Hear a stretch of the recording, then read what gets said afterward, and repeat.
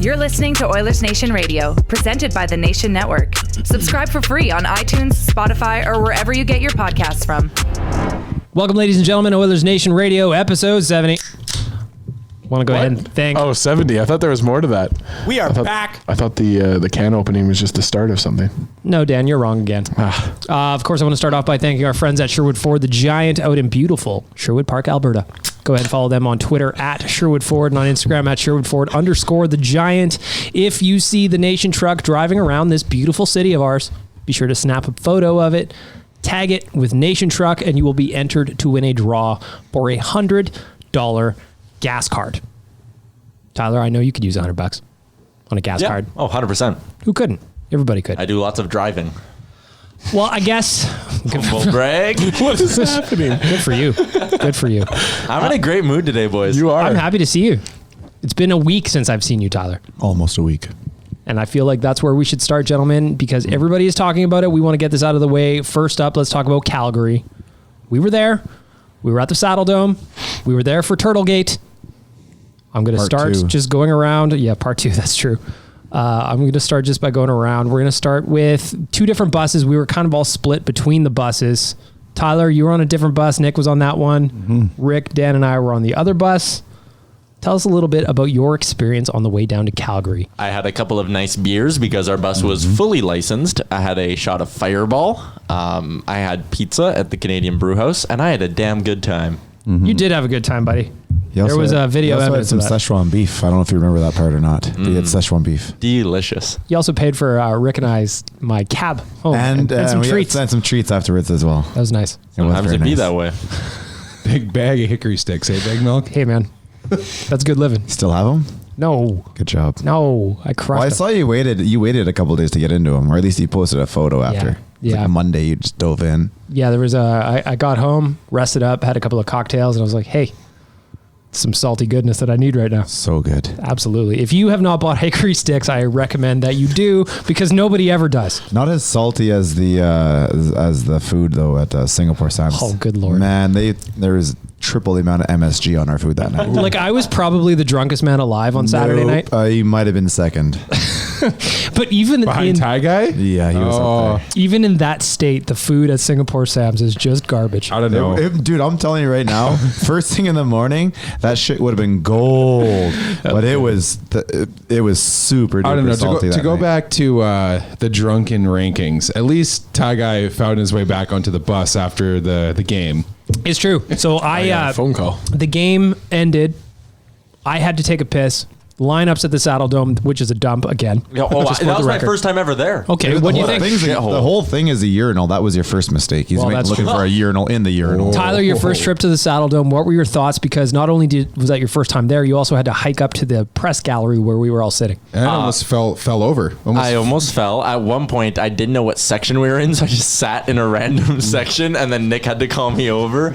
I would rather watch a game. I think Rexall's nicer. I don't even think guarantee is right. That's not even a debate. Like in the current state, right? Yeah, like right now. No seats, no scoreboard, no ice, nothing. Just standing room only. Rexall would be nicer than the Saddle Dome. Everything's crammed. You don't know where the hell you are. There's no rhyme or reason to like the layout of the building. Did you see the debit machines that you had to use to pay? Like, no. To buy beer and stuff from the vendors? They're literally like the old swipey machines that look like they're from 1981. Yeah. Ridiculous. I feel you, though, on not knowing where you're going, because at one point I went to buy beers and cheesburgers for Rick and I. Yeah, he came back. And I'm back a while after that box was hanging by a thread. Yeah, that box. And I could not see us. And then where we were sitting, and all of a sudden I see Rick standing, pointing at me, like up here, guiding me in like a beacon. I saw my cheeseburger coming along, and I need this. Oh, man. Well, see, the funny thing, too, is Bag Monk's like, I'll be back with hot dogs. That's true. I didn't ask for a hot dog. They didn't sell hot dogs. Yeah, that's fine. But it's weird, though, because if you went to the one side, the other side did sell it, because that's all we ever had before was hot dogs. Yeah, because I was just going into the fancy section. Those are my people. Oh, I know. You get up into the alumni area. Yeah, I was in the alumni lounge again. Shaking hands, kissing babies. I've got a random story from the trip that happened when we were actually still in Red Deer on our way down. Oh, this is good. So just took we were in the brew house. I took a little break, took a walk out, restocked on some things in the area around, and was just talking to a lovely lady who was giving out some samples, and she'd asked why we were there, and she saw the lanyard and all this, and then another lady comes up and she goes, "Oh, I love the Oilers." And I was like, "Oh, that's great. Awesome. You're a big Oiler fan." She's like, "Yeah, actually my son-in-law plays on the Oilers." And I was like, "Oh yeah, that's interesting." And so I kind of pressed her a little bit more. Must And she's have been like Sheehan or someone doesn't have a lot of money Yeah, that your you know, you mother-in-law never is knew. supposed to work at the liquor never know. store in Red Deer. But no, it was one Ryan Nugent Hopkins' mother-in-law working at the store. So she Mrs. Wendell. yes, she was a lovely lady. She had nothing but nice things to say about Oiler fans and Ryan themselves, and we'll be sending the Wendell family a bunch of Keep Nuge Forever shirts just for Oh, that's fantastic. Yeah, It's funny because it works on their side too. Of course. They're the in-laws, right? So Absolutely. They want to keep Nuge forever. yeah. Who wouldn't? because of that. It was funny that it coming to that story again on our Instagram, there was a question about the Keep Nuge Forever shirt, and then one of our other fans answered it. So somebody asked, why does the Keep Nuge Forever shirt exist? And somebody answered like, they made it for his wedding. And I was like, well, you know what, if the story lives that way, that's fine. Sure, that's exactly We had what a it did. great Keep Nuge Forever chant going at the Dome. Nuge He had a forever. couple of goals. I thought I was losing my hat that night, and I was excited about it. I was real excited to hit some random We were Flame fan. barely Say, just into the second for the hats second aren't going to goal. make it to the rink. No, it didn't matter to me. You could have hit Eric Francis with your hat, though. We're going to talk about him in a second. But then, What's his deal, that guy's an man? idiot. He's super troll, and he owns it. I don't know if in his day-to-day life he likes to be a bag of shit, but online he absolutely is, and he does it well. He got beat up in high school. Yeah, oh yeah, for sure.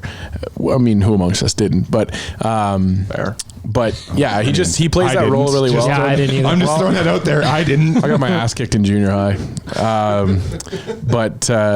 Yeah, no, I don't know. He plays the role well. He gets us all pissed off. All right, Look at so that! Wait, look wait. at that look on Tyler's face. Tyler I- did the beating in high school. No. Tyler definitely did the beating in high school. yeah, you were a bully, weren't you? Once in junior high, I had to speak in front of the whole school, and got pantsed. everyone in my grade booed me. Like the gymnasium at an assembly was booing me as I stood there with a microphone. And that was the day bitter Tyler was born. Yeah. He's never put a microphone down again. I'll show all of you. I'll never stop talking. Tyler's face just went blank. He's reliving that moment right now. Oh, fuck, that was funny. So getting back on track, obviously the Kassian Kachuk thing happened. Cass dummied him. Destroyed him. Kachuk turtles. That's what he does. Again, He goes in the fetal position. chicken. We released a red turtle shirt.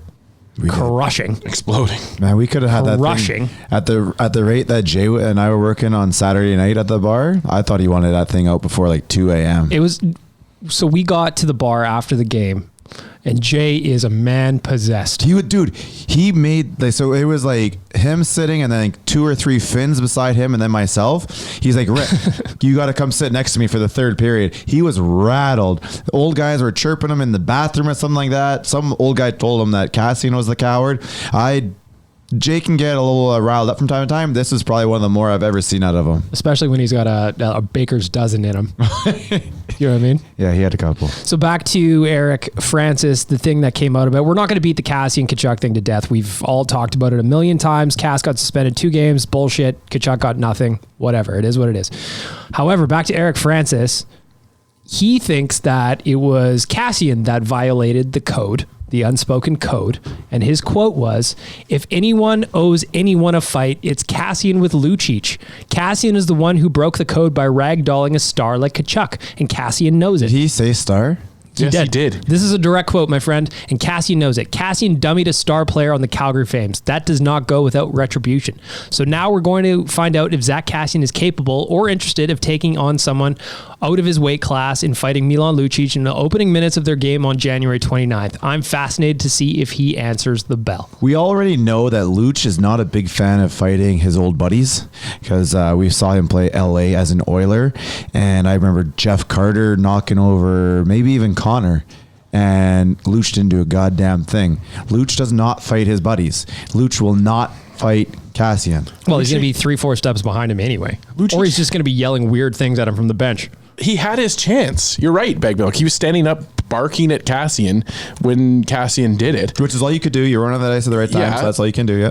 And then Kassian came back into the game, and Lucic had his chance, and he did nothing. And so did Zachary Ronaldo, or whatever this kid's name is. And then how about shit either? And then how about calling Tkachuk the star? Which, you know what? I didn't even know it at the time, but he is the leading scorer on the Flames with 38 measly points. Woo, but you know, so impressive. Good for him.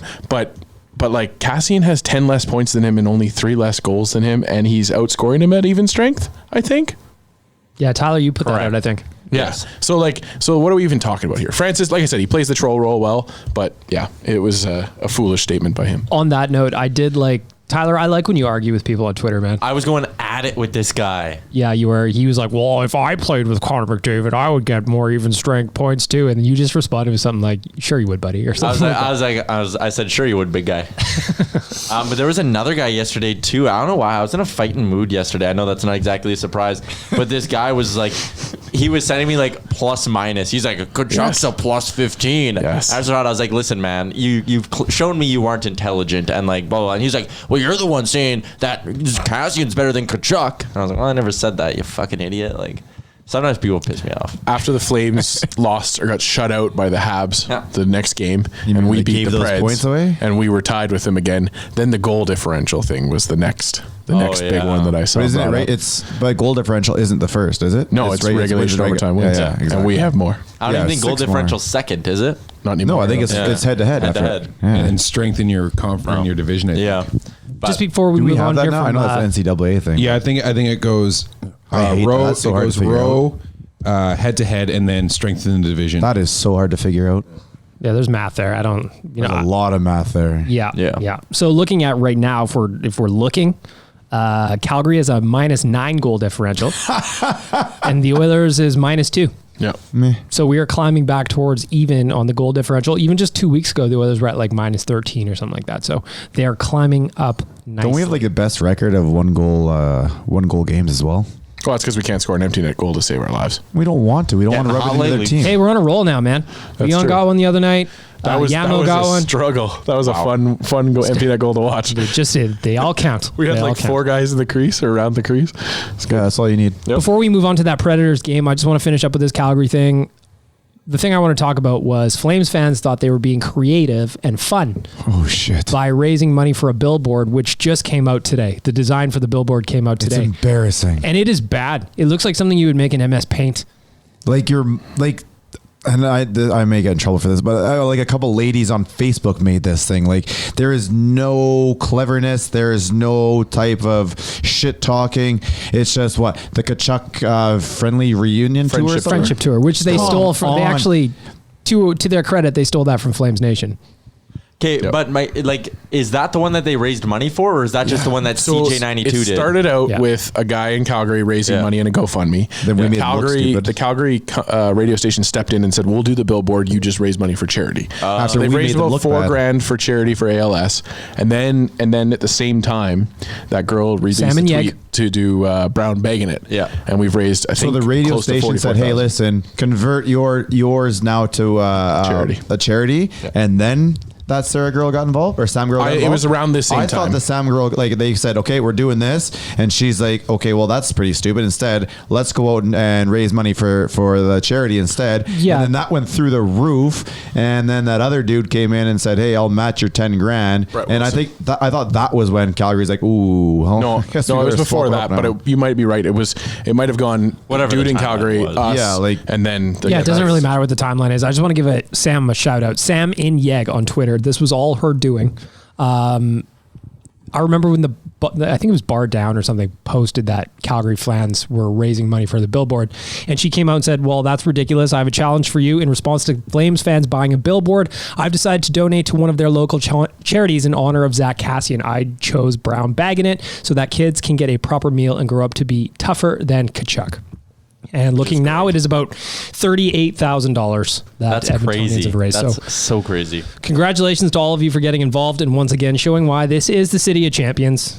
Also, as someone who may or may not work for the company that also owns CJ92 Rocks in Calgary, I have it on pretty good authority that there will be a billboard in the city where once that Kachuk one pops up, the very next billboard will be an Edmonton response. Like like when they take it down, you're the next one up, or the next. No, it's a rotating billboard. It's an electronic. They bought an electronic billboard. Those fancy ones, eh? Yeah. So on the fancy electronic billboard, once that one's up, the next one should be a response from Oilers. Well, I fans. hope that one's a little more creative, because the one that we're seeing right now is as bland gets. It's player profile photo. It's a It's tagline ripped from embarrassing. Flames Nation. Embarrassing. And then it's You a wanna- promotion for a radio Your station. whole thing is like try and get under the skin of the Edmontonians or whatever. Like they obsess over this city. They You talk guys- about being rent free, man. You guys honestly laid an egg. You had an opportunity, something funny, something cool. I don't know. But you guys laid an egg. I also love, Tyler, I don't know if you want to say where the radio station is, but I also love that the billboard that they paid for is nowhere near the arena. It's not close. It's nowhere near anything, really. No, unless you're going out to that Walmart out there. Yeah, You know if what I that's mean? the only spot they're putting it, I mean, Those people on their I'm gonna get in trouble at my other job now, but whatever. on their drive home, they're gonna be upset, but no one else is gonna fucking see it. Well, I don't know about you guys, but I don't generally pay attention to billboards anyway. So nice job. Nice spend of money, Calgary. You're doing great work. Just before we move on from the Calgary thing, I just want to ask everybody, this has been so hyped up over the last week and change. This is going on now. There's interviews on both sides. People are spewing hot takes on Twitter. On talk radio, it's still going on. Does anyone think that the rematch on the third installment of the Battle of Alberta on the 29th is going to be any letdown at all, or is it going to be as advertised? Tyler, what do you think? I think it might end up being a bit of a letdown. Like if both these teams come off their bye weeks and are just like, meh, let's focus on the 2 points. Let's focus on, winning. And if the NHL, which I think they want to do, stifle this thing a bit and sit down with both teams and go, any bullshit is double the regular suspension, guys, which they might. George Peros is going to be in attendance. Yeah. Oh my God, no! But So we can You're miss part of things the in real life as well. yeah, I think there's a chance that there could be, not zero animosity, but maybe not the fireworks that we're expecting. To Tyler's point, before I go on you, Nick, right now, as of today, Friday, 1st and 5th in the Pacific Division are only separated by 2 points. So that's a huge massive hockey divisional game. Nick, what do you think? First off, to go back to the 1 goal game thing, Calgary actually leads the league in wins in 1 goal games with 16, where we have 10, just because you guys were talking about that before. If you want to build this like a proper wrestling feud like it is right now, you keep Kachuk and Kassian away from each other on the 29th. You build the heat until the 3rd game on the 1st, and that's when they finally get at each other, because that way then it really will blow the roof off the place when they finally go head to head. And all the big time eyes won't necessarily be watching. All the NHL will be, okay, you guys got past the last one, and George can go back to the beach and hang out there again. If you want to build this a little bit too, like maybe like a video game, those of you like playing video games, build it like some boss levels. For Kassian to finally get to Kachuk, he's got to go through Lucic first. So you take Lucic down on the 29th, because that'll be a good scrap. He'll let Lucic catch up to him. He'll slow down his paces by half speed, so Lucic can actually skate next to him. They'll go at it. He'll take Lucic down, and then he finally gets to go after Kachuk on the 1st. I think they fight. They're going to fight right away. Like there was a report out there that said the older guys in the Flames dressing room, they gave Kachuk shit. Like they But said, who reported that? oh, I can't remember. Some dude out of Calgary, probably. Josh Marshall, who is like I a don't know fucking that. clown, so I wouldn't. Oh, is he? Oh, Yeah, but he's a fucking- I could honestly see some of the guys going like, dude, you can't be doing that stupid shit. Like, because right away, what the NHL did afterwards is they legalized targeting. They said there was nothing wrong with the Kachuk hits. I guarantee you, everybody's gonna start doing the same fucking thing now. You sit at the face-off dot and you wait for your guy to start coming around the net, and you drive right in and take him out. Perro said it's legal. I think the biggest thing that's going to come from this is that Rogers Place is going to be fucking rocking on the 29th, and I'm excited for that. They'll scrap off the The hop, fans though. will be going at it. They'll There's going to scrap be off a the lot hop, of and red Kachuk's gonna turtles hold there. on. Kachuk's going to hold on and try and get through the fight, and they'll just try and kill it there. But I really hope that after that, Zach does wait on the face-off dot and try and hit a couple of these guys. I just want him to crumple up Johnny Gaudreau in a little ball and throw him in the stands. That's what they got to do. Like, honestly, I would prefer if he just ignored Kachuk entirely, because that's that dude's game. Yeah, but they're good. I think Kachuk's going to actually stand up and go, okay, like, right off the Because it reminds me of, do you remember when Matt Hendricks hit, I don't remember who it was on the Panthers, somebody from behind. This was a few years ago. And the very next game, he came out and fought Goodbranson right away at the start of the game. And then what was done was done. But Matt Hendricks was an honorable player, whereas Matt Tkachuk is not. Matt Tkachuk does expect other people to answer for his hits, on his team, though he made Matt Dumba fight him earlier this year because of it. The veterans on that team are going to make him stand up.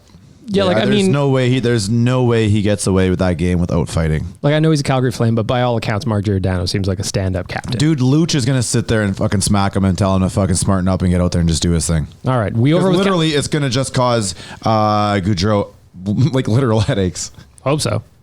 I mean, that's what I would do. And whatever this fucking Rasmus Anderson kid is. Yeah. Like, you got your face filled in already by Nurse, and I'm pretty sure he just got his jaw unwired, and that's the first thing he wants to say. That was my favorite part, because he was talking about pretenders on the Oilers, even though Darnell filled him in. Like, real bad. It was really bad. He was starting the lawnmower on your face. Oh, and Darnell was pissed. Do you see his face in that one? I've seen that look up close, and it's terrifying. Yeah, don't pat him on the head. No. All right, we're moving on from Calgary. I want to get to our friends at Sherwood Ford, again, out in beautiful Sherwood Park, Alberta, on Twitter, at Sherwood Ford, and on Instagram, at Sherwood Ford _the Giant. Look for the Nation Truck, take a picture, #Nation Truck, enter to win a $100 gas card. Tyler, it is the Sherwood Ford Giant. Question of the week. Given the news of the Caleb Jones signing, a 2-year, $850K extension, will the Edmonton Oilers trade a defenseman before the trade deadline? The three players I pictured in the graphic were Chris Russell, Matt Benning, and our good friend Will Lagesson. But what's your guys' take here? Will the Oilers deal off a defenseman before the trade deadline? I mean, I think now that they've got the opportunity they're stocked up on the left side. There's no doubt about it. I was actually, to be honest, a little bit surprised to see a 2-year extension on Caleb Jones, because I thought that he might be somebody that might leave. However, great deal by Holland. I was surprised to see it so low. I'm still suffering PTSD from when Peter Chiarelli was signing people. You know, he would have gotten like a 2.5 or something like that. Where's his no trade? Yeah, where's the no trade? But I still don't know that they traded a defenseman before the deadline, just because I think that they need veterans. Unless you're going to flip a Chris Russell for a Nick Bonino or something like that. Tyler, you've talked about it before. I just don't know if that's the play quite yet.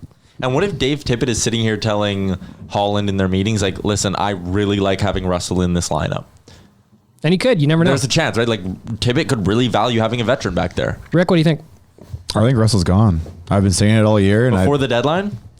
Okay, that's going to be whether Benning hangs out. If Benning can handle it, I think it opens up the door for the Russell to move. And I know this is going to sound really stupid, but in terms of veterans and stuff, you honestly can just go down to Bakersfield and bring up fucking Brandon Manning. He can't probably do just as much as Russell, but the difference isn't that much. And you save yourself, whatever, $1.5 million or something. Like, if you want in terms of a veteran, Manning can almost do what Russell, he can't skate. You can't really do everything Russell does, but you got to fill in. I mean, we're definitely at the point now where our new defense are here. And I said for a while, you just got to let Jones play through his mistakes. He's going to make mistakes, but he's not going to figure them out in the AHL because it's not fast enough down there. He has to make these mistakes and learn from them in the NHL. And the team, they gave him 2 years. Said, let's go. It's once Benning comes back, and you can always bring up Pearson too and see if you need that right-handed guy for a seventh guy. I honestly don't see how Russell's here come the trade deadline. One reason why I think that Russell could be here is courtesy of our friends at puckpedia.com. He still does have the remainder of this year and next year at $4 million with a limited no trade clause. Nick, what do you think? Well, actually, quickly on the limited no trade, sorry to cut you off, Nick. It's 10 teams right now. On July 1st, it turns to a 15-team list. So it does get easier to move them in the summer. Okay, go ahead. Mm-hmm. Well, Tyler mentioned William Lagesson, whatever it is. I think when he first got called up, everyone sort of thought that was a bit of an audition to have him be a bit of trade bait. I mean, honestly, people thought Caleb Jones might have been that too. It is getting crowded, especially if Benning comes back. So you have to think somebody's on the move. I've made my feelings about Chris Russell known on this podcast plenty. I think he's valuable. I think he's a guy you want only on the third pairing, nowhere above that, but you want him heading into a playoff run. But if there's a right deal to flip him for a guy, they're still looking for a third line center. If you can flip him for something like that, I don't see why not.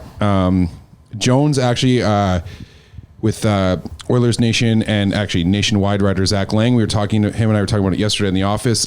Jones's underlying numbers are actually pretty surprisingly good. He seems to play against pretty good quality of competition. So I thought he looks like he struggles out there at times, but I think his mistakes just kind of get magnified a little bit. Sure. And then we don't really look at all the little things he does. I think it's because the way he recovers seems very erratic. A little panicky. And I think it might be because you're just learning. But like I said, these are the things he has to learn. He's got to learn in the deep end of the pool now. Yeah, but all his stats are high, like his Corsi, all that kind of stuff are on the positive side. So if he can hold down that third pairing spot on the left, then yeah, if you can find a deal for Russell and offload that salary, you might as well do it. Dan, before I get to you, Caleb Jones now at this point has played 23 games with the Oilers this season, 40 NHL games total.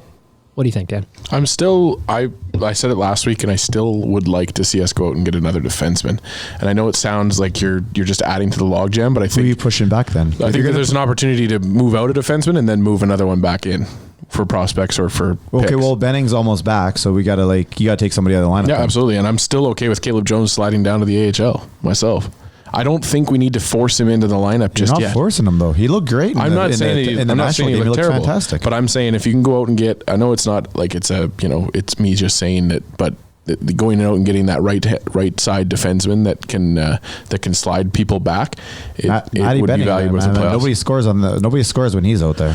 Well, weird, I know, but yeah. But I'm just that's just my feeling. I would like to see us just go into the playoffs with a deep D core that allows a guy like Caleb Jones to play if he needs to and if you want him to. But if he has some struggles in the playoffs, that there's some next guy next up. Is your thought process kind of like when Sakara went down? Yes. A couple years ago, and then they were just kind of not the same. It's a little bit more PCTSD where he just doesn't. Peter Chiarelli just didn't plan for the worst case scenario. You like that? You like that? I just thought of that. Bag Milk, you're right. I think it's coming back to the last playoff run, but then it's just playoffs in general. Playoff depth is super important. The next man up is, I don't want it to be Brandon Manning, and I don't think he's the best would be the option. Popcorn guy. But Russell as a seventh man is not a bad idea. But you have to go out. You have to have guys in front of him to replace him. Kind of a split room on Chris Russell, or even just moving a defenseman in general. Tyler, last word.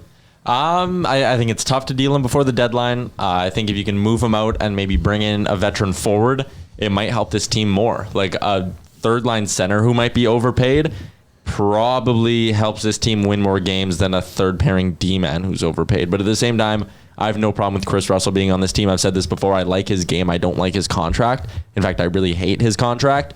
He'll be gone by next training camp. I'm not 100% certain if he'll be gone by this trade deadline. So to answer the question, I just kind of danced around it a little bit here, but I think a D-man will be dealt, but it won't be Russell. I think Benning might be the odd man out here. Do you think with his concussion issues that it's going to be harder to deal with him? Or like his value is going to drop to a point where we might as well keep him? No, I think... or what does he have to do to prove that I think a rebuilding team might like him. I don't think it's a deal with the Leafs. I think it's a deal... Do you think that team would take him as of like today where there's some question marks on his game? You need him to play a bit. Okay, now how far are we from the trade deadline though? Like a month? Month and 7 days, so 5 weeks. So then we do know that he's not playing till at least the 29th. Yeah. Right? So hopefully you can get him in a few games and he passes tests and a team believes you. I know it's a big ask, but... We'll see. We're getting close to the trade deadline. For once, the Oilers are in a spot to buy, which is a very nice change. Once again, it was only like 3 years ago. Got David Desharnais. God, it feels like a long time. They can't do that again. No. You got to do something more than Desharnais. Like people were floating out the idea that go get Tyler Ennis. It's like, okay, sure, Tyler Ennis is a good hockey player, but who's he? Is he an upgrade on Josh Archibald? Like I think they need to go out and they need to put a stamp on this thing. Well, Dusty need a real top six. Dusty Nielsen had a fishing for a top six winner today at OilersNation.com. He hit some of the names that he had in there was Andreas Athanasiou. Fuck me. Andreas Athanasiou. Kasperi Kapanen. Eric Stahl as a wild card. Tyler Toffoli, G. Pajot, and Alex Galchenyuk were some of Dusty's ideas. Pajot is going to be too expensive, and Friedman said on the radio today that Stahl didn't like being a rental there before, and he really, really, really does not want like a mid-season trade. So I don't see that happening either. I'm still I'm gonna keep banging this drum like I'm the Houston Astros, but it needs to be a guy. It needs to be a guy with team control. That's a good one. It's got to be a guy with team control. If you're gonna give up the future assets, I want a guy to come back who can help the team next year as well. And I think those names are out there. Would you take an RFA type of guy then? Yeah, RFA. You're looking right? like So I mean, Stahl gets taken out, but and whatever. FNCU, Josh Anderson, Andre Kasha has a year left on his deal. Like, Yeah, but Ducks aren't going to trade him. Well, I don't know. Custon's had him in his piece on his trade bait board. But to us, I mean, like in the division, I don't think. If they're going for a rebuild, they might not give a shit. Yeah, at that point, if you're going to a rebuild, man, you look for the best pieces coming back. Ducks are so fucking bad. They're so bad. Thank God. Love to see it. Yeah, it's love to see it. Couldn't happen to a better team. As far as a team crashing and burning outside of the Flames, that just makes me so happy. It's the Anaheim Ducks. Toronto, Vancouver. I mean, I could. But yeah, I get what you're saying. Did you guys You know what I mean, though? Did you guys hear I get the what you're rumors about Toronto? How they're looking to fix their D.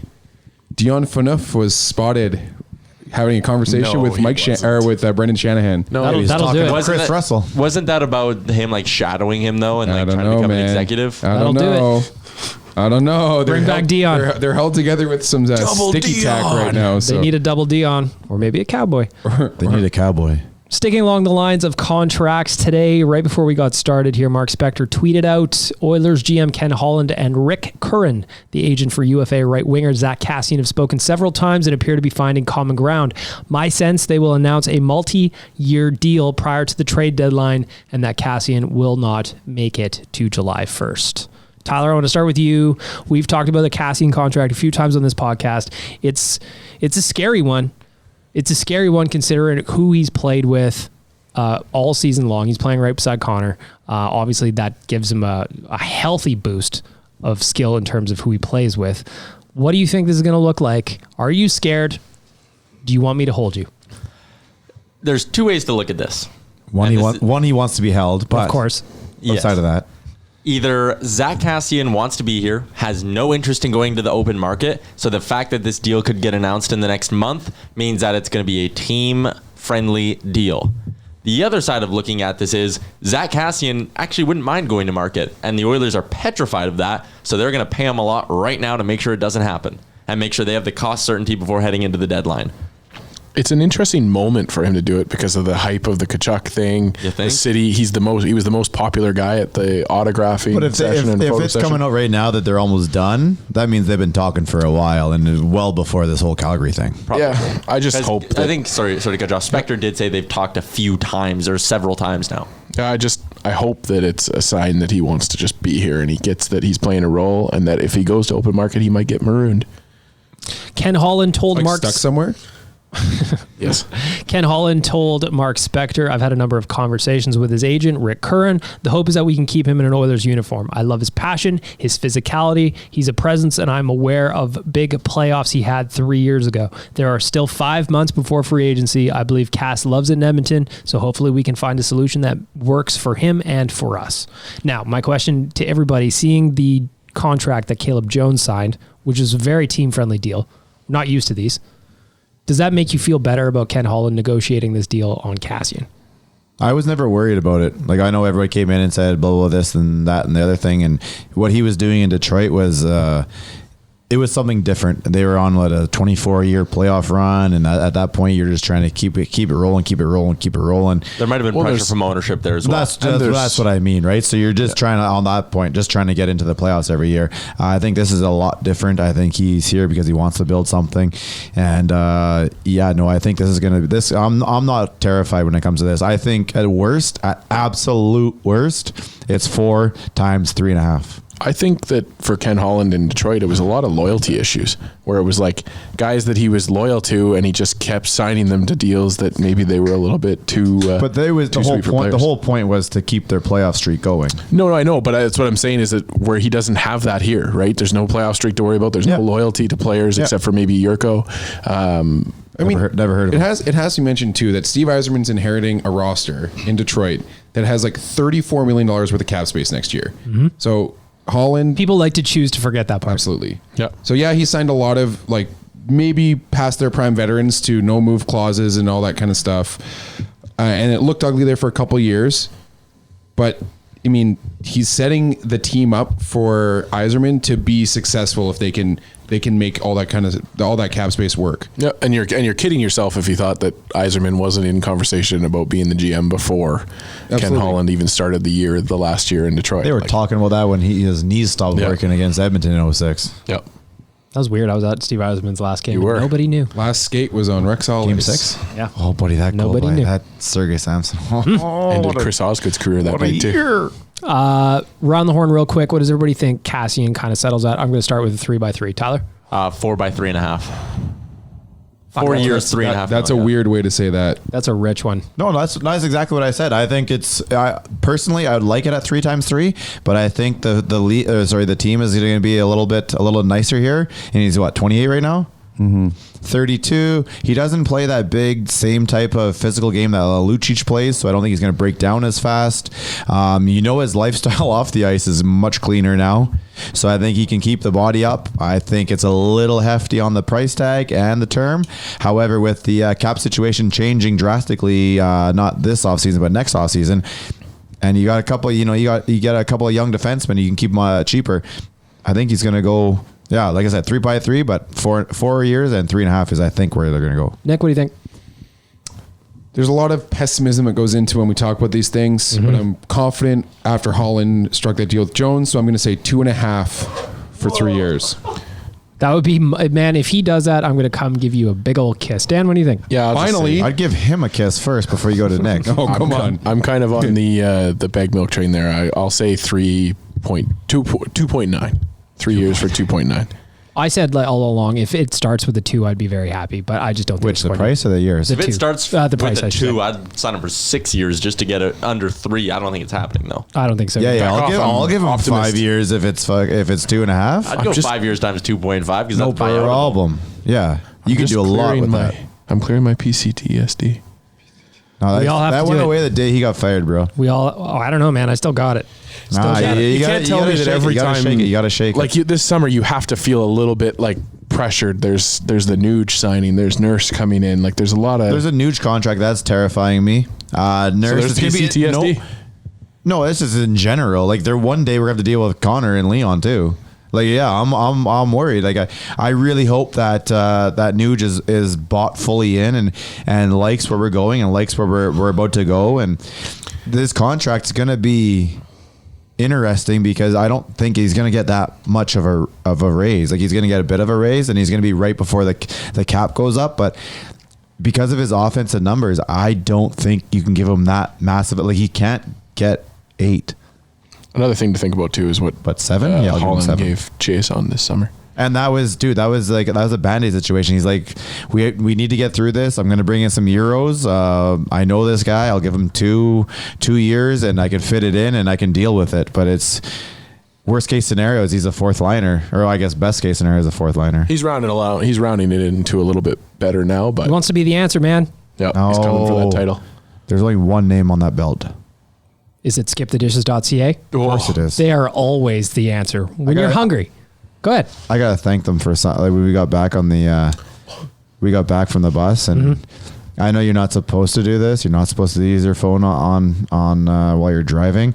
But I was searching while I was letting it warm up for a bit, and I definitely made my order right around a red light. What'd you get? I just picked up a pizza. Nice. I wasn't getting too crazy. I skipped in Calgary. I ordered a shawarma From when? Wait, how? Late night at 1 a.m. at the hotel. A shawarma. A nice Oh, man, little I like shawarma. shawarma. Dude, don't airs over shawarmas. I got myself a nice pho the other day. Oh, recovery meal. You like that, Nick? No, I don't. Yeah. I pronounced it properly. I got myself a nice pho from skipthedishes.ca. There are fine soup restaurants around me, and I like it. I like it. And I can't cook it, so I want to eat it. Skipthedishes.ca makes it happen, and they make me happy. Gentlemen, next thing I want to talk about is the NHL's Department of Player Safety. Can we laugh at that? Should Yes. we put a laugh track in at this point? Sorry. So the Kassian thing was weird. Kassian got suspended for 2. Tkachuk got nothing. We've covered this. But just the other day, Matthew Perreault has a quote that is hilarious. Oh, it's fire. I love this. Yeah, it's good. I've got to take matters into my own hands next time if this happens, and I get to swing my stick across his forehead. and I shouldn't get suspended then. I better not get suspended. The next guy that does that to me is going to get my fucking stick, and I better not get suspended for it. So what he's talking about there is Jake Virtanen elbowed him. That was a dude. He raised his body. I don't know if his feet leave, but he's crunched first, as we're all taught to hit, and he brought himself up to make himself larger, and that elbow definitely went right into the kid's head. Like, Perreault's a short guy, but that was a reach. So my question for you guys is, what's going on with George Parros' department here? It is very inconsistent on what's getting called for suspensions in terms of hits or what have you.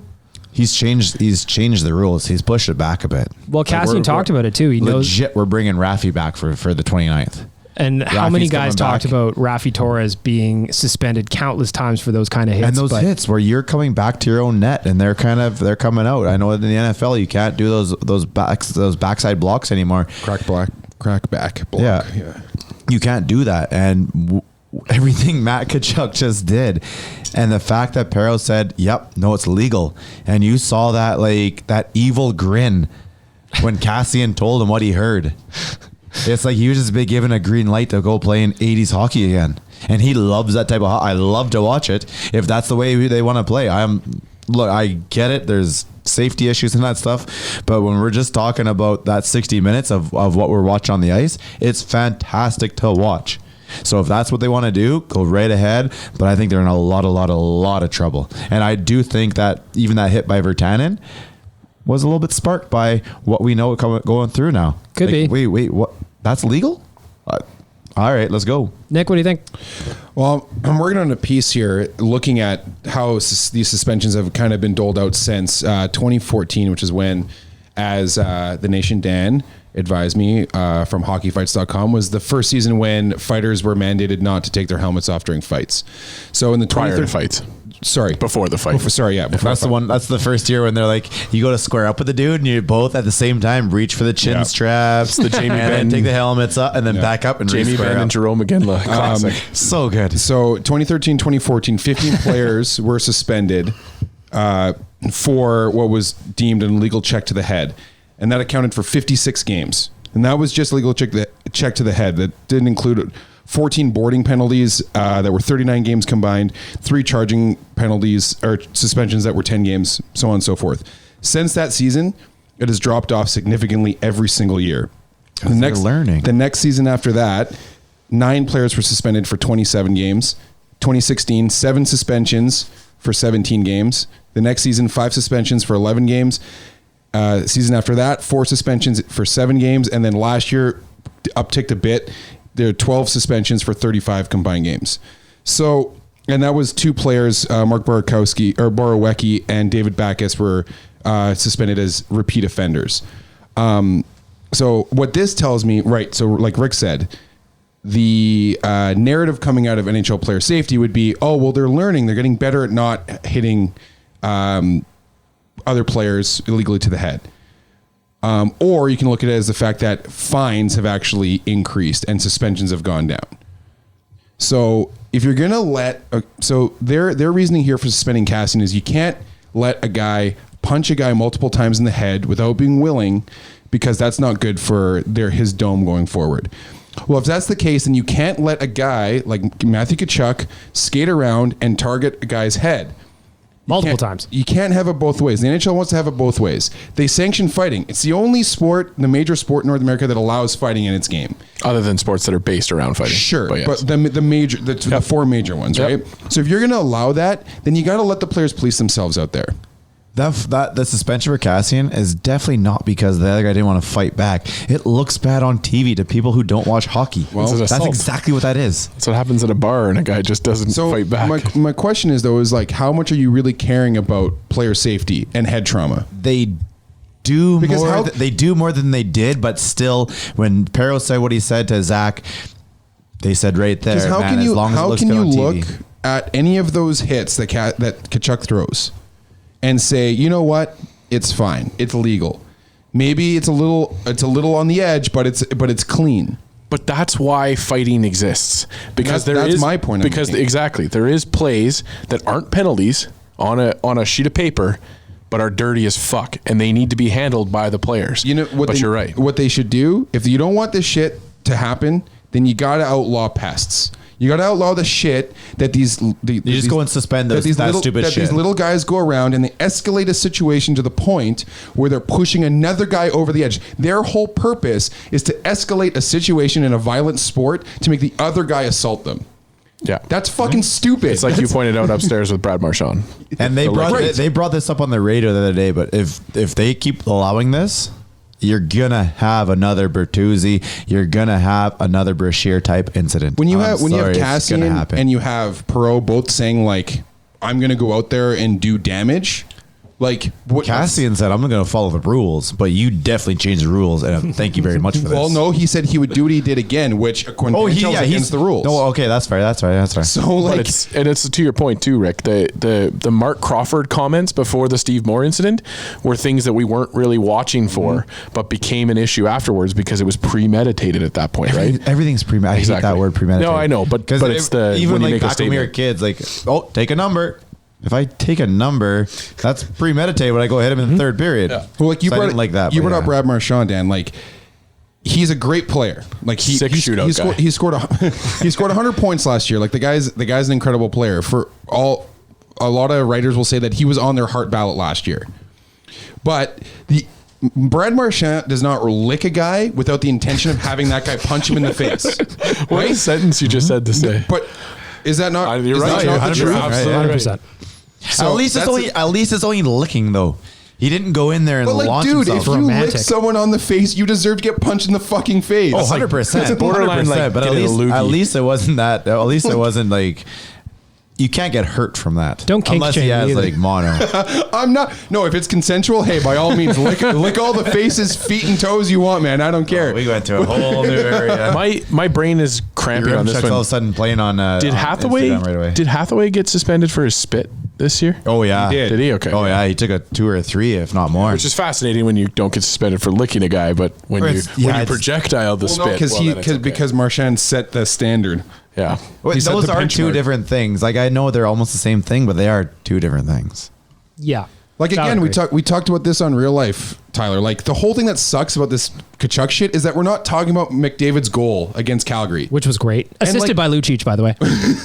Dude, this is why this stuff sucks. Is because like this is why they try to get this shit out of the game, because it takes over the narrative from the actual fucking skill in this sport. Then let them fight, and this stuff will take care of itself. Exactly. And you want to talk about it on Monday. Yeah, you let Kassian beat up Tkachuk. You kick him out of the game.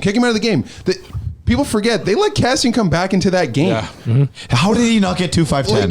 How did he get How did he get a double minor? Well, that is 2, 5, and 10 right there. And it goes back to the conversation about Lucic having to answer the code. Like he had his chance. Oh yeah, he could have gone out there and chat. I guarantee we were there. Did anybody once? I was watching him the whole time. I had zero chill after all those incidents. Oh no, I was watching. I was real. You were angry. I kept it to myself though. This time I didn't get any verbal battle. Rick was. On the way out, Rick was getting a little heated. Your Chuck, he saw me later on that night. I don't know if we were on the bus or at Singapore Times, man. I saw you down there. Like, if you got into a fight, man, I had your back right away. Let's go. Tyler was in a state. I can't do a lot in a fight, but that's fine. I give the effort. These guys don't do anything. You're lanky. You got reach. You could do some damage and then pull away. I'm throwing around guys with big Z. I always think I'm a good diffuser because of the long reach. I can just hold guys off and be like, "Whoa, hold up." And then, no, you were giving me props and you were like ready to dive right in. Whoa! After standing up to a Flames fan, literally last time I wasn't. Yeah, that guy looks over, and you're not a small fella. And then Dusty stood up, and he's not a small fella. And I don't even notice me. I was in the middle. I just like threw my arms like, hey, I'm over here too. Yeah, no, that guy had no chance of doing nothing. No, I was also right there, and I was just like, hey, what's going on? Again, drugs man left. I want to move on. Tyler, I want to talk a little bit about cheating in sports. Yeah. You brought up the Astros a little bit earlier. For those that do not know, please give a quick breakdown as fast as you can so we can move on to some hockey cheating. Okay, so basically 30 seconds, go, your Umchuk. Earlier in the winter, former Astros pitcher Mike Fiers went to Ken Rosenthal of The Athletic and basically confessed that when he was on the Houston Astros, he's not anymore, they had a cheating scheme that involved banging drums in the dugout, and there were monitors. Trash cans. Sorry, yeah, bang. What did I say? Drums would be Banging great. a drum would be sweet. Basically, drum. Not they're- subtle. I think something's up with that dugout over there. Something's not quite right over there. So basically their scheme was they had a camera in center field. It would relay the catcher's signals into the tunnel by the dugout, and they would watch on a monitor. Once they knew it was an off-speed pitch or whatever coming, they would bang the garbage can so the batter could hear it, know it was an off-speed pitch. All that shit happened. This was back in 2017 when the Houston Astros won the World Series. All these investigations went into it. MLB looked into it. Basically, what came of it was the Astros lost their first and second round picks for the next 2 years. They were fined $5 million, and their GM and coach were suspended for a year and then fired. There was another guy in there, Alex Cora, who's now the manager of the Boston Red Sox. Formerly. Now. He has since been fired. Carlos Beltran was one of the players who initially came up with the idea and was the only player named in the commissioner's report. He had never even managed a game for the Houston Mets since being hired. New York Mets. New York Mets. They're all over the place Fuck. here, Ty Guy. Sorry, I'm trying to get this all out really quickly. Okay, well, you're fact checkers here. And he's since been fired as well. We thought everything was over. We thought everything was dealt with. But wait, there's more. There's a niece. A Twitter account claiming to be Carlos Beltran's niece, who did have some tweets earlier on in the week correctly predicting he would step down as Mets manager, came out and said they've been wearing buzzers on their chests during games so that they could electronically send signals of what pitches were coming. This got really interesting when there was a video of Jose Altuve after hitting the walk-off home run to win the ALCS, was running to home plate, and there's a celebration in baseball where everyone likes to rip their jerseys off, and he's holding onto his jersey. You can see him mouthing the words, "I got a piece, I got a piece." No, And Not my shirt. Somebody not my said it was shirt. saying some jersey, not my jersey, in his native language. He did say it in Spanish, yeah. So Yeah. I've seen that, and I've seen, but Sorry, he does anyways. say I a also- piece still, in there. I am buying Something it. about not taking off his shirt. I also want to point out that at the end of every ON Radio podcast, we all do the same thing. We all rip each other's hoodies off. Shirts Well, off? yeah, it's just good fun, though. I don't, though, because I'm shy, which is exactly what Jose Altuve And said. then he runs After he- right yeah. down into the dugout, downstairs, takes his shit off, comes back. Comes back out without a jersey on. did an interview with Ken Rosenthal and said I was shy because my wife was doesn't mad like at me. Yet his So- Instagram fucking page is full of fucking pictures without shirts on. Basically, the Astros are dirty cheaters, and they got away with it for a bit, but now Won a they're not championship. anymore. They won a couple of ships, like good Asterix, team, but take them away. USC lost their titles a couple years ago from way back from the mid But that's college 2000s. football. I don't believe in taking away championships. I think they're tainted enough already, and taking away a championship puts more of a black eye on the What sport about, than okay, it does wait, the team. what did they do in what was it, 1911 or 1919? The Yeah, White that was a Sox. Did long they take it time away? ago. I think they took it away. Yeah. But I still- think we're almost in that same spot again. And say, you know what I mean? Like you never honestly had a whole except- organization like this before. Except that now it's like an echelon of different teams that are falling into the same accusations. It's going to be a while before it all burns out. But as Bag Is Milk has patient asked the zero the question, do Astros the though? fans care? Like everyone was a part of the Astros Because year they're- one, and then like as they spin off to new teams, they take their new tricks of the trade. well, I think it's the biggest issue because they were the world champions. Yeah, Oh, they were I if know. this was the fucking Marlins, Yeah. no one would give a shit. So I want to spin this into a hockey conversation and how or if there are opportunities for teams to cheat. Obviously, you there's no need for a buzzer. There's no one throwing pitches. Like the game is a lot more fluid than baseball. Connor gets a buzzer when he sees an opening. I The feel other like he's team already sets off the buzzer. Yeah, It's like true. I feel like shit, Connor already oh sees shit, the oh shit. Connor already sees the world in code anyway, so he already knows when these are opening ahead of time. What was your question on after hours for him? Where do you hide the turbo button? There you go. Yeah. You don't want to know. He didn't answer either. He didn't. He didn't answer.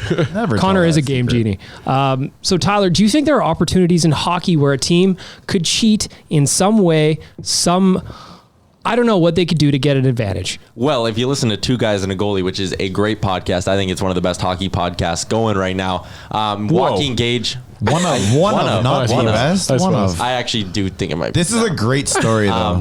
where Gager said he had a story of Bob Hartley when they played against him in the minors. He would send trainers through the vents into the other team's room, measure all their sticks, find a couple guys who had illegal blades, and when he got a power play, he would just call out the team on an illegal stick and basically just get 5-on-3s all the time. And he nailed 2 guys in one game or something. Nailed 2 guys in one game with it. And then his trainer like sat down with the trainer from the other team, and that's how they got they confirmed it. So there's stuff like that, but really like there's no signs in hockey. No, man, you can do this. It's too fluid. What do you got, Dan? You can do How this. you gonna cheat? So Zack Kassian showed us a little clip of it during the Flames game where he took a sip of a bottle of water that was very clearly sewer water and not real water. What is in this water? And he asked what's in this water. So it's little things like that where you can affect them mentally. I think You Zack can never affect Kassian, the outcome as blatantly as the Astros did. I don't think Zack Kassian looked at the bottle before he drank from it, because that is clearly not just water. It's Calgary sewer water. It's What from the is- Bow River. Dude, can you imagine They having don't to work have between those? fluoride in their Can you water, so- imagine being a time clock guy? It's got to be a little bit boring in there, right? You gotta Bag get a little milk. I tipsy. know you're on my side here. You'd have maybe a little vodka soda in that. Little What if it was like one of the penalty box guys' Absolutely. spitters or something?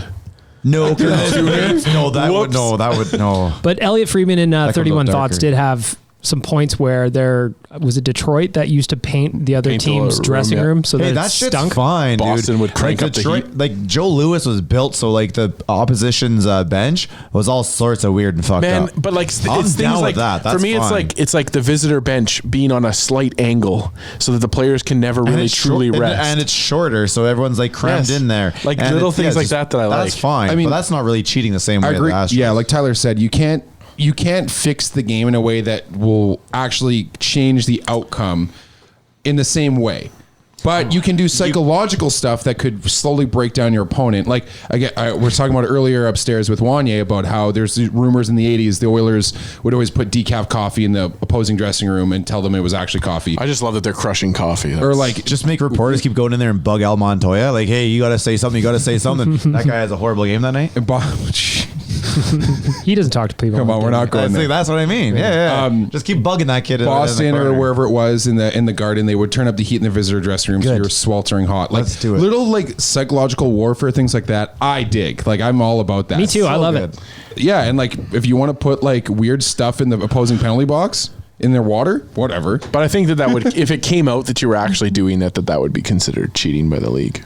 I think you're gonna get in trouble, but not like no, this. you'd be fine. No, not this. If No, you no, did- it's not this level. If you did sour milk in the water bottle, yeah, you might get a little more trouble. But the rest of that shit, man. Or like putting drugs in it. Well, okay, I didn't All want of to a go sudden they're there. just Well, Shrimp. nobody's going to dose anyone, man. I don't know. Do you guys remember in Mighty Ducks 3 when they put all the ants in The the fire in the ants. varsity That was like dorm? that was a deep level Yeah, one man. because they had like the tubes and everything set up. So like Alright. shit like that's all good. So the Flames game's on the 29th. We need to figure out where you get some fucking ants. Where do they room nowadays? Is it right across from the Well, arena? that's okay. You know Well, what? we got to ask either Coach or Coach O'Brien. Yo, no, I'm honest here. Like, we need to bring out the inner Philly fan in us. Oh, but And we And need throw to get, batteries at Santa. well, maybe not that far. Okay, I can't Yes. throw things on the ice, but I had a couple ideas. But no, you need to get on that guy from the second that fucking plane hits the ground, man. But they no, stay see, at a hotel. part of get me on think- them. Get on when they get on that bus. Get on them there. We're the fans. We're allowed to. You get in his head. I feel like that's playing into Kachuk's bullshit. We're not the though. team. We're not the players though. But I think he feeds off that. Oh, this guy is a classic 1980s wrestling heel. Like he feeds off this bullshit. But if you get them all hyped up and going into the game, and Zach's well behaved, you'll get him off right away. Kachuk, if he eats a clean check, that ends this. That guy can't take a fucking hit. That's if fair. he eats a clean check, this is over. But we need to make this arena not fun to play in. and that's the biggest, like I said, it's the biggest takeaway for me is that if Rogers Place is fucking rocking like playoff style, that'll be amazing, and it'll be a Like blast to see European on TV. hockey style. Yep. I Those wish the guys go Finns were here crazy. still. I We wish, should light fires in the stands. dude. I wish we could. Not soccer, man. Not Maybe edit soccer. that part out. Producer Not the Rimchuk. soccer. The soccer. The hockey is fun. They dance. They sing. Y'all are wondering why the Oilers don't like us very much.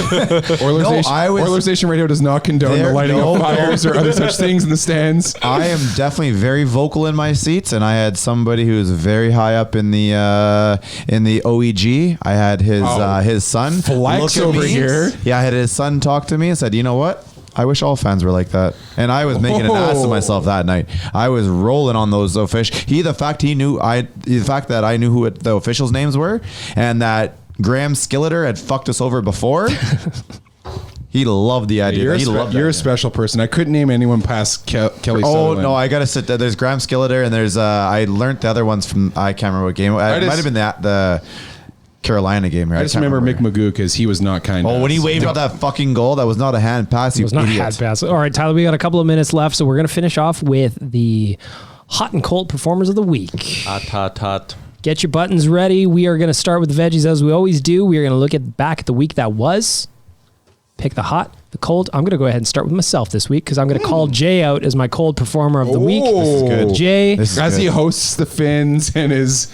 That's right. That's right. Jay, because I don't know if you guys saw it, Evan Bouchard leading the AHL rookie D-men in goals, and he scored a beauty coast to coast this week. Jay said he doesn't have passion or fire or whatever garbage take he had.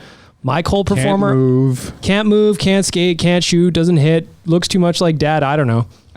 Jay, you are my cold performer of the week.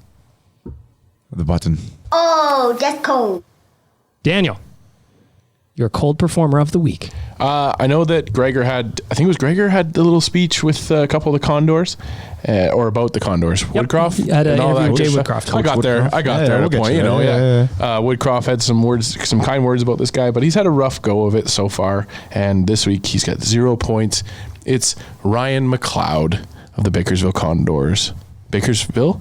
Ooh, this is a good Bakersville. This brew that we're drinking, this brew that we've been drinking during the episode, we haven't mentioned. It's good. It's good.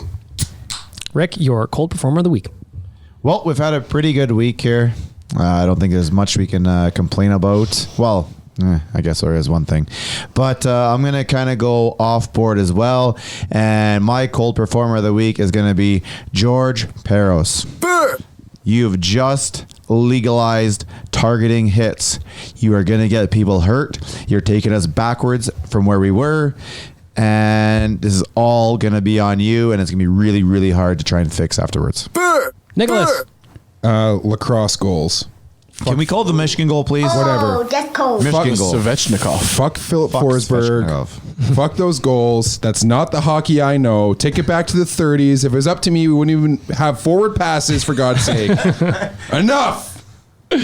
Tyler, your cold performer of the week. My cold performer of the week is my own liver after the performance I put forth on Saturday in Calgary. Tagai, Real quick. How did you feel? So we went to breakfast the next morning after the Flames game. We were all sitting there waiting for the bus. Everybody's got their stuff. We're all just having coffees and chatting and whatever. And all of a sudden, Tyler just disappeared. And some weird eggs. Yeah, super weird eggs. Those omelets were interesting. So Tyler just disappears, leaves all his stuff, All of his stuff disappears. behind. Leaves his stuff with me. I'm like, okay. So I'll back. The boys from Backside are like, all right, time to load the bus. And we're just like, well, where'd Tyler go? So I text him. He's just like, I just needed a quick 10 on the couch. He went back up to our room and slept on our couch. You couldn't get an actual nap in that 10 minutes. And you're about to get on a bus where, I don't know, were you on the Finn's bus? No, he was with us. Oh, okay, yeah. Watching The Longest Yard in Wedding Crashes. Oh, yeah. If you're on the Finn's bus, I get it. Get your nap in first because you're not going to be sleeping on the way back. But we were off the Finn's bus. We were on the regular people bus, and we knew damn well we could sleep. Well, at least relax. On the flip side of the coin, hot performers of the week. Dan, I'm going to check in with the prospect system. Who is your hot performer of the week? Well, Bag Milk, you already mentioned him. I was going to say. Poor Jay. He's he's taking a beating in this segment. But it's Evan Bouchard. All Flames fans have been. Evan Bouchard with a big goal and 4 assists through 3 games this week. Evan Bouchard, your hot performer of the week. Rick, your hot performer of the week. I'm not going to include myself in this time. However, I have been pumping the tires. I have been pumping the tires, but my hot performer is Caleb Jones. That was hot. That's hot. Got himself a 2-year contract as a reward for everything he's done so far. Had a fantastic game against Nashville. Kind of learning from his mistakes. Not going to be a perfect defenseman out there for the rest of the year, but he's on an upward trajectory and exactly where we need him to be.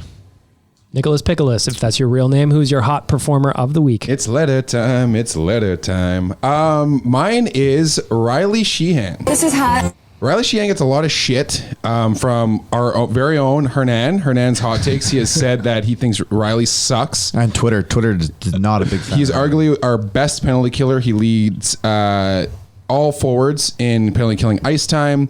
Last game, he looked great out there. All his underlying numbers look great. Expected goals were around 60%. Corsi was in the high 50s. Like a really good fourth liner, like he is. Yeah, but Perfect. he's good. That's what we need. Exactly. Like he's one of these guys that's come in. He's done his job. The penalty kill is where it is, not just because of him, but his role that he plays on it. And I appreciate you, Riley Sheehan. I do not hate you. That's really hot. Unlike Hernan, who hates Mr. Yaremchuk, your hot performer of the week. My hot performer of the week, you got to look up with Connor McDavid, and he made it count. He's now got 2 goals and an assist in his last 5 games. Josh Archibald, Archie. come on down. That's really hot. Where's Jughead? Womp womp.